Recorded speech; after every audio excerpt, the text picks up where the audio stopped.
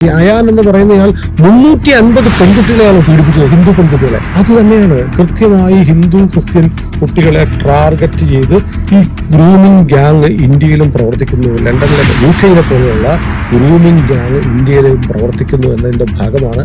ഏറ്റവും സ്വാധീനമുള്ളവർ കോൺഗ്രസ്സുകാരാണ്. അവരുടെ മക്കൾ പ്രതികളായ കേസിലെ പ്രതികളെ ശിക്ഷിക്കാൻ 25 വർഷം കഴിഞ്ഞ വർഷമാണ് ശിക്ഷിച്ചത്. ഒരു സംഘം ആളുകൾ പത്രാവസ്ഥയിൽ വിചാരിച്ചത് ചരവറാന്ന് വെടിവെച്ചു, 8-9 വരെ വെടിവെച്ചു. അത്തരക്കാരെ പിന്തിരിപ്പിക്കാനും തിരുത്താനും നന്നാക്കാനുള്ള നടപടി നമ്മൾ എടുക്കണമെന്ന് ഏത് ഉസ്താദാ പറഞ്ഞിട്ടുള്ളത്? ഒരു തൂമ്പ ഉണ്ടായിരുന്ന പ്രസംഗം കഴിഞ്ഞ പോയി സെമിറ്ററിയല്ല പള്ളിയുടെ പോയി പഹൽഗാമി കൊന്നു കൊണ്ട് എങ്ങനെയാ നമുക്ക് കളിമൊന്നെല്ലാം അറിയാമോ എന്ന് ചോദിച്ചിട്ടാണ് ഇല്ലാത്തവനൊക്കെ വെടിവെച്ചത്. അതുകൊണ്ട് ഇന്ത്യയെ കീഴ്പ്പെടുത്താന്ന് ഒരു ബംഗ്ലാദേശിയും ഒരു പാകിസ്ഥാനിയും വിചാരിച്ചാൽ ഈ 70 ലക്ഷം പേർക്ക് നമുക്ക് പറയും ഞങ്ങൾ വള്ളത്തെ കയറിപ്പോയി, വള്ളം മുങ്ങിപ്പോയി, ഒരു കൊച്ചു ചത്തുപോയി എന്നൊക്കെ പറയും.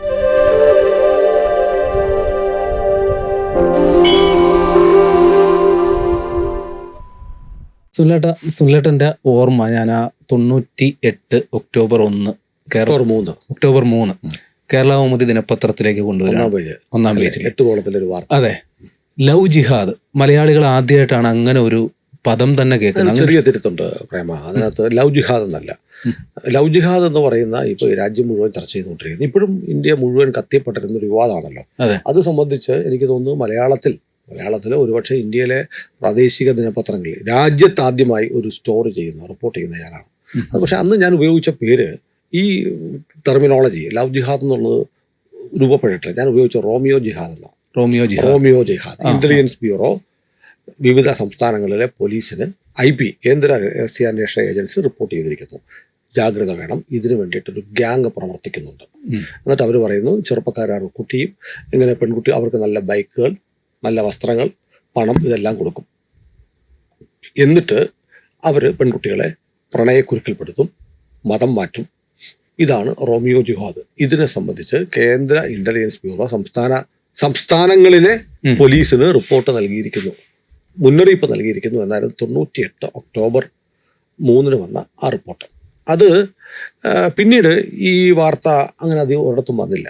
പിന്നീട് ഇത് സജീവമാകുന്ന 2001, 2002 വർഷമാകുമ്പോഴാണ്. പത്തനംതിട്ട കാത്തോലിക്കറ്റ് കോളേജിൽ പഠിക്കുന്ന ഒരു പെൺകുട്ടി, സംസ്ഥാനത്തെ ഒരു ഉന്നത പോലീസ് ഉദ്യോഗസ്ഥന്റെ അടുത്ത ബന്ധു, അപ്പം ഞാൻ പേരൊന്നും പറയുന്നില്ല, പേരൊക്കെ എനിക്ക് അറിഞ്ഞുകൂടാഞ്ഞിട്ടല്ല, അറിയാം. ആ പെൺകുട്ടിയെ ആ കോളേജിൽ പഠിക്കുന്ന ഷഹൻഷാ എന്ന് പറയുന്ന ഒരു ചെറുപ്പക്കാരൻ, പേരൊക്കെ സൂപ്പറാണ്, ഷഹൻഷാ പ്രണയ കുരുക്കിൽപ്പെടുത്തി മതം മാറ്റാൻ പ്രേരിപ്പിച്ചു, തട്ടിക്കൊണ്ടുപോയി. ഇങ്ങനെ ഒരു സംഭവം ഉണ്ടായപ്പോൾ ഉന്നത പോലീസ് ഉദ്യോഗസ്ഥൻ ഇടപെട്ടു, വലിയ വിവാദമായി.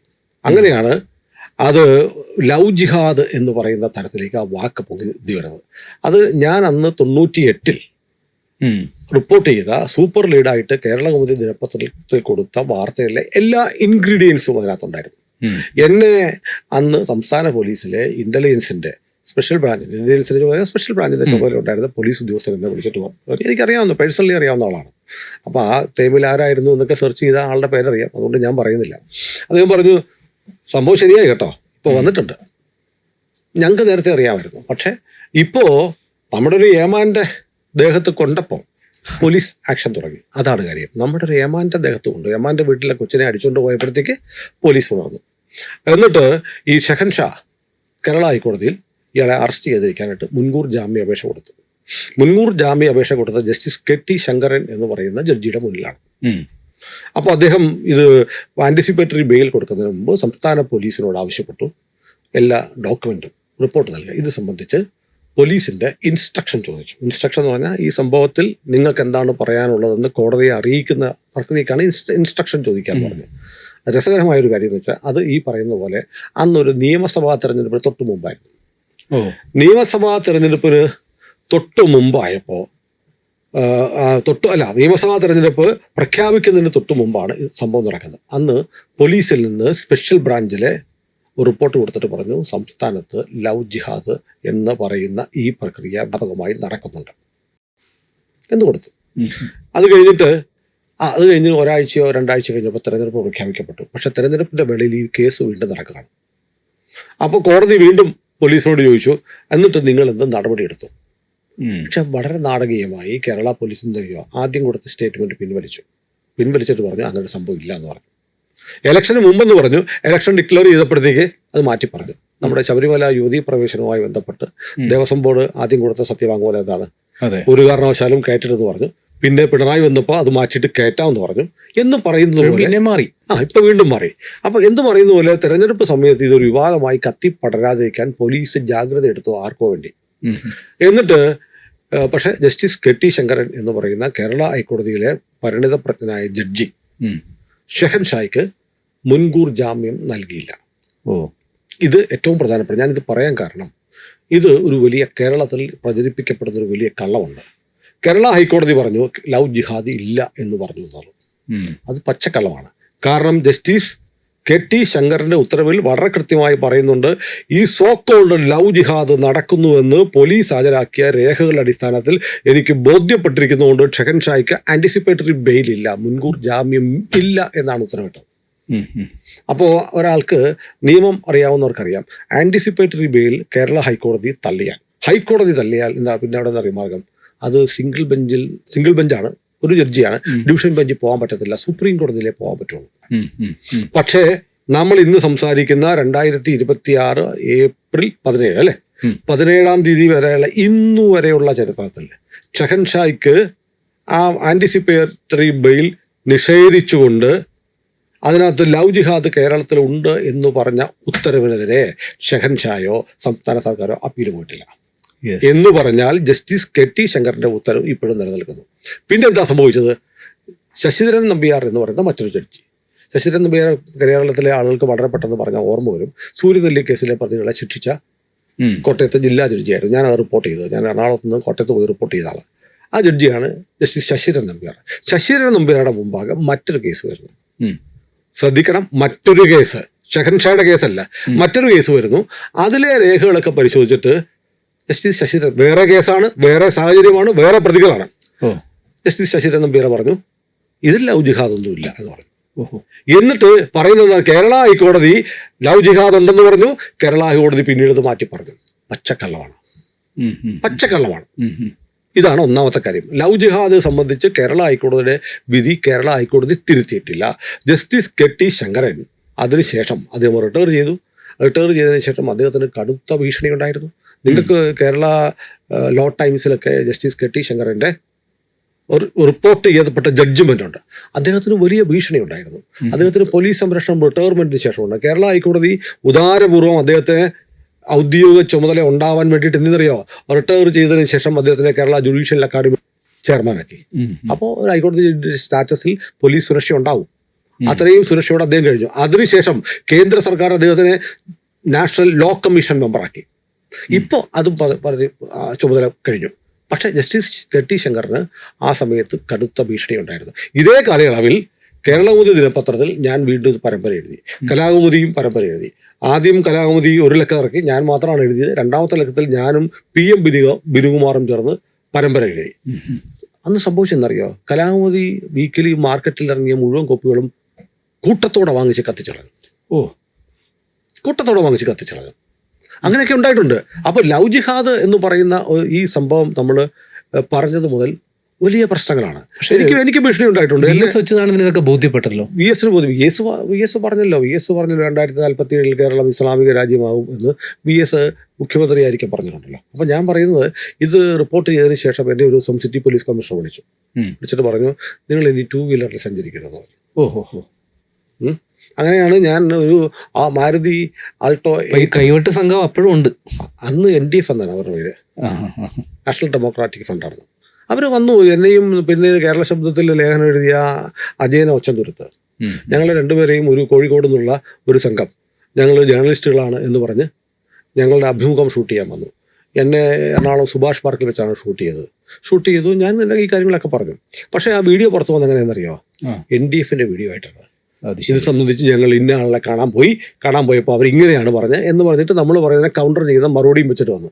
ഷൂട്ട് ചെയ്യാൻ വന്ന അവരായിരുന്നു. ക്യാമറയായിട്ട് വന്ന് അജയൻ ഒച്ചന്തുരുത്ത് കേരള ശബ്ദത്തിൽ പരമ്പര എഴുതി.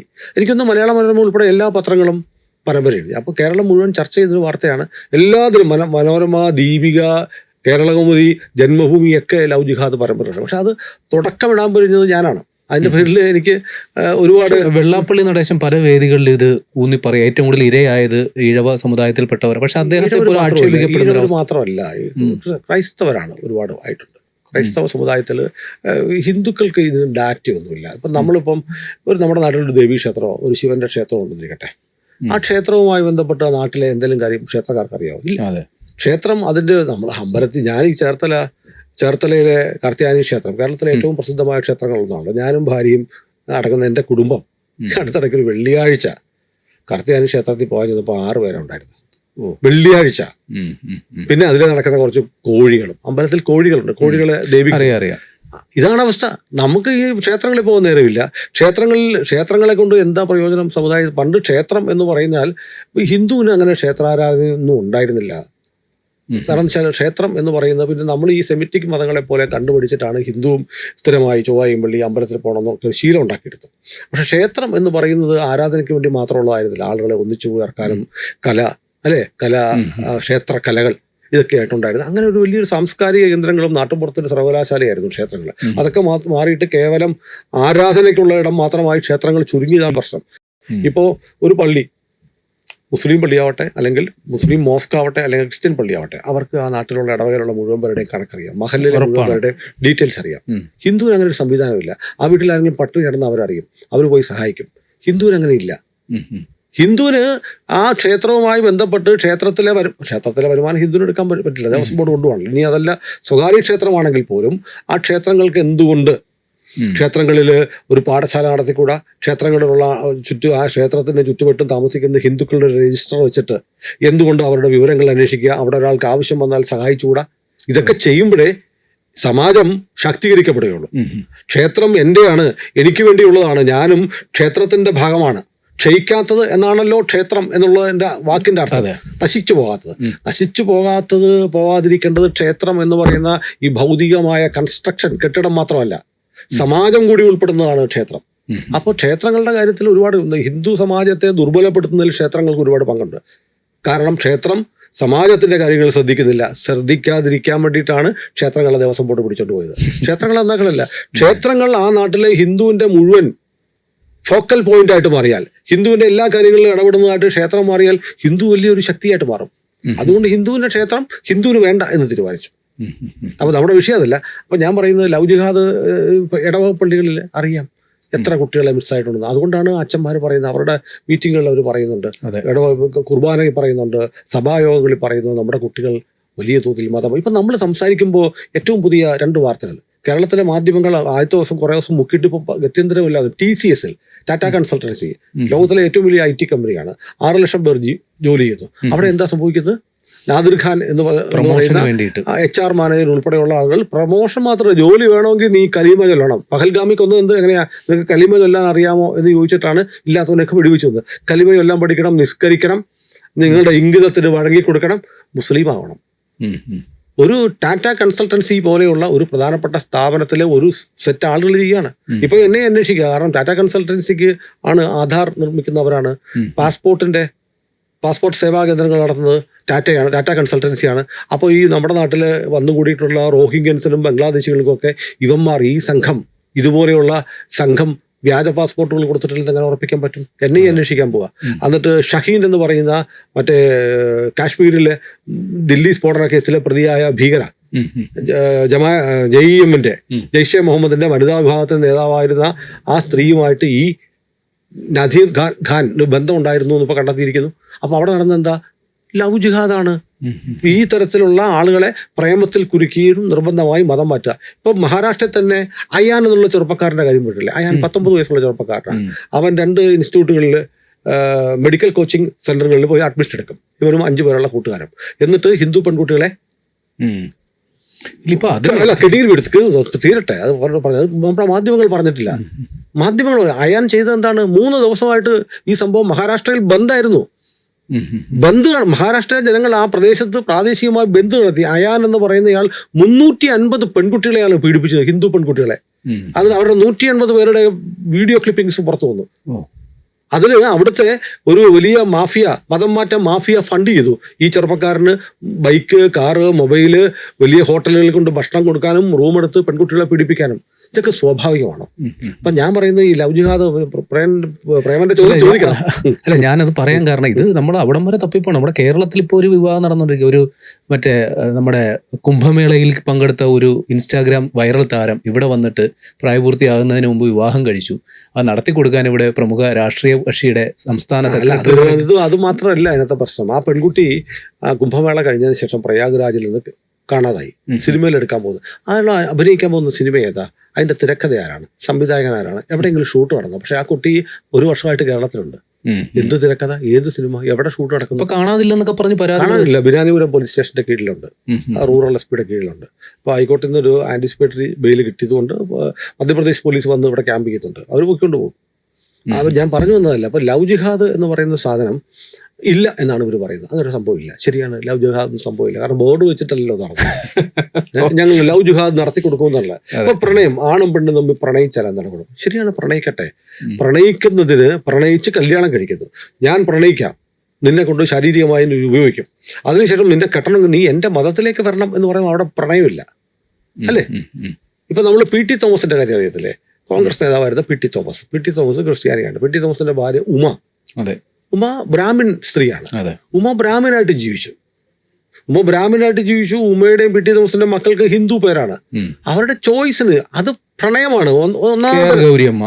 ഒന്നാം തരം പ്രണയമാണ്. കെ.ആർ. ഗൗരിയമ്മയുടെ വിട്, അത് ഈ തരത്തിൽ പറയാൻ പറ്റില്ല. അത് ഒന്നാം തരം പ്രണയമാണ്. പി.ടി. തോമസും ഉമ തോമസും തമ്മിലുള്ള പ്രണയം. എന്നിട്ട് പി.ടി. ഉമയെ ക്രിസ്ത്യാനിയാക്കിയില്ല. മക്കളെ ക്രിസ്ത്യാനിയാകുമ്പോൾ അവർക്ക് നിങ്ങളുടെ ഇഷ്ടമുള്ള പോലെ ജീവിക്കാൻ പറഞ്ഞു. അതാണ് പ്രണയം. അല്ലാതെ ഞാൻ നിന്നെ പ്രണയിക്കുന്നു, നിന്നെ കെട്ടണമെങ്കിൽ നീ എൻ്റെ മതത്തിൽ ചേരണമെന്ന് പറയുമ്പോൾ മതമാണോ പ്രണയമാണോ മുന്നിലുള്ളത്? അപ്പം രണ്ട് മനസ്സുകൾക്ക്, രണ്ട് വ്യക്തികൾക്ക് ഇഷ്ടം പോലെ പ്രണയിക്കാം, ഒന്നും ഒരു കുഴപ്പമില്ല. പക്ഷേ അതിന് പ്രണയം സാഫല്യത്തിലെത്താൻ കല്യാണം കഴിക്കണമെന്നുണ്ടെങ്കിൽ മതം മാറണം എന്ന് പറയുന്ന സംഭവം വ്യാപകമായി ഇന്ത്യയിൽ നടക്കുന്നുണ്ട്. ഇത് സത്യമാണ്. അതിൻ്റെ ഏറ്റവും വലിയ ഉദാഹരണമാണ് ഇപ്പം ഞാൻ പറഞ്ഞ TCS സംഭവം. അയാൻ എന്നുള്ള ചെറുപ്പക്കാരൻ 350 പെൺകുട്ടികളെ, ഇതുപോലെ വേറെ സംഭവം ഉണ്ടായിട്ടുണ്ട്, അറിയാവോ? അജ്മീറിൽ അതിപ്രശസ്തമായൊരു ദർഗയുണ്ട്. അജ്മീർ ദർഗ വളരെ പേര് കേട്ടതാണ്. ചിസ്തി ഫാമിലി എന്ന് പറയും. അവരാണ് അജ്മീർ ദർഗ നടത്തിക്കൊണ്ടിരിക്കുന്നത്. ചിസ്തി കുടുംബത്തിലെ ചെറുപ്പക്കാർ ചേർന്ന് 500 സ്കൂൾ വിദ്യാർത്ഥികളെ പീഡിപ്പിച്ചു. 500 പേരെ, 500 സ്കൂൾ വിദ്യാർത്ഥികളെ പീഡിപ്പിച്ചു. എങ്ങനെ അറിയുന്നറിയോ? എന്നിട്ട് ഫോട്ടോ എടുക്കും. അന്നൊക്കെ ഈ ഫിലിം കൊണ്ടുപോയി ലാബിൽ കഴുകിയിട്ടാണ് പ്രോസസ് ചെയ്യുന്നത്. അങ്ങനെ അവിടുത്തെ ഈ ഫോട്ടോ എടുത്തിട്ട് ആ ഫിലിം ഒരു ലോക്കൽ സ്റ്റുഡിയോയെ കൊണ്ട് കൊടുത്തു. ലോക്കൽ സ്റ്റുഡിയോയിലെ ഈ ഫോട്ടോഗ്രാഫർ അത് ഇങ്ങനെ കഴുകി വാഷ് ചെയ്തെടുക്കുമ്പോഴത്തേക്ക് ഒരു പെൺകുട്ടിയുടെ ചിത്രം കണ്ടു. ആ പെൺകുട്ടി ഇയാൾക്ക് അറിയാമായിരുന്നു. അങ്ങനെ അയാൾ കൊണ്ട് ഈ പെൺകുട്ടി നമ്മുടെ ഒരു കൊച്ചാണല്ലോ നഗ്നയായിട്ട് നിൽക്കുന്നത്. അയാൾ ഉടനെ ഇത് നമ്മുടെ ഒരു കുട്ടിയുടെ പടം ഇവന്മാരെടുക്കുന്നു എന്ന് പറഞ്ഞിട്ട് അവിടുത്തെ വിശ്വ ഹിന്ദു പരിഷത്തിന്റെ ആളുകളെ അറിയിക്കുമ്പോഴാണ് അജ്മീർ പീഡനം പുറത്തറിയുന്നത്. എന്നിട്ടത് വലിയ വിവാദമായി കേസായിട്ട് എൻ്റെ സുഹൃത്തെ അത് ശിക്ഷിക്കാൻ 25 വർഷം എടുത്തു. 25 വർഷം. 10ലും +1 ഒക്കെ പഠിക്കുന്ന കുട്ടികളെ ഇങ്ങനെ അജ്മീറിലെ ചിസ്തി, അതായത് ചിസ്തി ഫാമിലി എന്ന് പറഞ്ഞാൽ അജ്മീർ ദർഗയുടെ ഭരണ ചുമതലയുള്ളവരാണ്. അവിടുത്തെ ഏറ്റവും സ്വാധീനമുള്ളവർ കോൺഗ്രസ്സുകാരുമാണ്. അവരുടെ മക്കൾ പ്രതികളായ കേസിലെ പ്രതികളെ ശിക്ഷിക്കാൻ 25 വർഷം, കഴിഞ്ഞ വർഷമാണ് ശിക്ഷിച്ചത്. 2024 ശിക്ഷിച്ചത്. അത് കേരളത്തിലെ മാധ്യമങ്ങൾ റിപ്പോർട്ട് ചെയ്തില്ല. മലയാളത്തിൽ ആദ്യം റിപ്പോർട്ട് ചെയ്തത് ഞാൻ. ആ ജഡ്ജ്മെന്റ് എടുത്ത് വെച്ച് ആദ്യം റിപ്പോർട്ട് ചെയ്തത് ഞാൻ. എന്നിട്ട് എന്തുകൊണ്ടാണ് 25 വർഷം എടുത്തത്? കാരണം കാലാകാലങ്ങളായി അവിടെ ഭരിച്ചുകൊണ്ടിരുന്ന കോൺഗ്രസ് സർക്കാരുകൾ ഈ കേസ് നടത്താൻ സഹായിക്കില്ലായിരുന്നു. 500 ഹിന്ദു പെൺകുട്ടികളെ 10-11 പേരുള്ള ഒരു മുസ്ലിം ഗ്യാങ് പീഡിപ്പിച്ച 10ാം ക്ലാസ്സിലും 9ാം ക്ലാസ്സിലും പഠിക്കുന്ന പെൺകുട്ടികളാണ്. ഇതെന്താണ് സംഭവം എന്ന് പറയും. ഇതിനകത്തൊരു വലിയൊരു കാര്യമുണ്ട്. നിങ്ങൾ UK നോക്കണം. ബ്രിട്ടനിൽ ഒരു ഗ്രൂമിംഗ് ഗ്യാങ് ഉണ്ട്. ഗ്രൂമിംഗ് ഗ്യാങ് എന്ന് പറഞ്ഞാൽ ബ്രിട്ടീഷ് പാർലമെന്റിൽ MP പേര് പറഞ്ഞു, ലേബർ പാർട്ടിയുടെ MP കഴിഞ്ഞ വർഷം പൊട്ടിക്കരഞ്ഞു. എൻ്റെ പ്രദേശത്ത് കഴിഞ്ഞ 10 വർഷത്തിനിടയ്ക്ക് 2.5 ലക്ഷം വൈറ്റ് ഗേൾസിനെ റേപ്പ് ചെയ്തു. സ്കൂളിൽ 2.5 ലക്ഷം പെൺകുഞ്ഞുങ്ങളെ റേപ്പ് ചെയ്തു. ആരാന്നറിയോ? മുസ്ലിംസ്, പാകിസ്ഥാനി മുസ്ലിംസ്, അവിടെ കുടിയേറ്റക്കാരായി വന്നിരിക്കുന്ന മുസ്ലിംസ് റേപ്പ് ചെയ്യും. എന്തിനാണ് കുട്ടികളെ റേപ്പ് ചെയ്യുന്നത് ആലോചിച്ചിട്ടുണ്ടോ? പല കാരണങ്ങളുണ്ട്. അതിൽ ഒരു കാരണം കാരണം കുഞ്ഞുങ്ങളെ ചെറുപ്പത്തിലെ മാനസികമായും ശാരീരികമായും തകർക്കുക. 2.5 ലക്ഷം കുട്ടികൾ, നാളെ 2.5 ലക്ഷം വെള്ളക്കാർക്ക് ജന്മം കൊടുക്കേണ്ട 2.5 ലക്ഷം അമ്മമാരെയാണ് ഇല്ലാതായ. അവർ ഈ പറയുന്ന ശാരീരികവും മാനസികവുമായ ഈ സ്ട്രോക്കിൽ നിന്ന്, ഈ ട്രോമയിൽ നിന്ന് അവരെങ്ങനെ രക്ഷപ്പെടും? അവർക്ക് മനോവൈകല്യങ്ങളുണ്ടാവും അല്ലേ? കുട്ടികളെ കൊണ്ട് റേപ്പ് ചെയ്യുക. അപ്പോൾ 2.5 ലക്ഷം ആളുകളെ തകർത്തു എന്ന് പറഞ്ഞാൽ അവിടെ ഞങ്ങളുടെ ആധിപത്യം ഉറപ്പിക്കാൻ വേണ്ടി 2.5 ലക്ഷം ആളുകളെ തീർത്തു. അത് തന്നെയാണ് കൃത്യമായി ഹിന്ദു ക്രിസ്ത്യൻ കുട്ടികളെ ടാർഗറ്റ് ചെയ്ത് ഈ ഗ്രൂമിംഗ് ഗ്യാങ് ഇന്ത്യയിലും പ്രവർത്തിക്കുന്നു. ലണ്ടനിലെ UK പോലെയുള്ള ഗ്രൂമിംഗ് ഗ്യാങ് ഇന്ത്യയിലും പ്രവർത്തിക്കുന്നു എന്നതിൻ്റെ ഭാഗമാണ് മിനിഞ്ഞാന്ന് മഹാരാഷ്ട്രയിൽ പിടിച്ച 19 വയസ്സുകാരനായ അയാനും സംഘവും 380 ഹിന്ദു പെൺകുട്ടികളെ പീഡിപ്പിച്ച കേസും TCSലെ വിവാദവും. പക്ഷേ നോക്കൂ, നമ്മളിതൊന്നും പറയുന്നു, ഞാനും പ്രേമനും കൂടെ സംസാരിക്കുന്നത്, എൻ്റെ ഉൾപ്പെടെയുള്ള യൂട്യൂബ് ചാനലുകൾ റിപ്പോർട്ട് ചെയ്തിട്ടുണ്ട്. പക്ഷേ കേരളത്തിലെ മാധ്യമങ്ങൾ എന്താ ഇത് മറച്ചു വെക്കുന്നത്?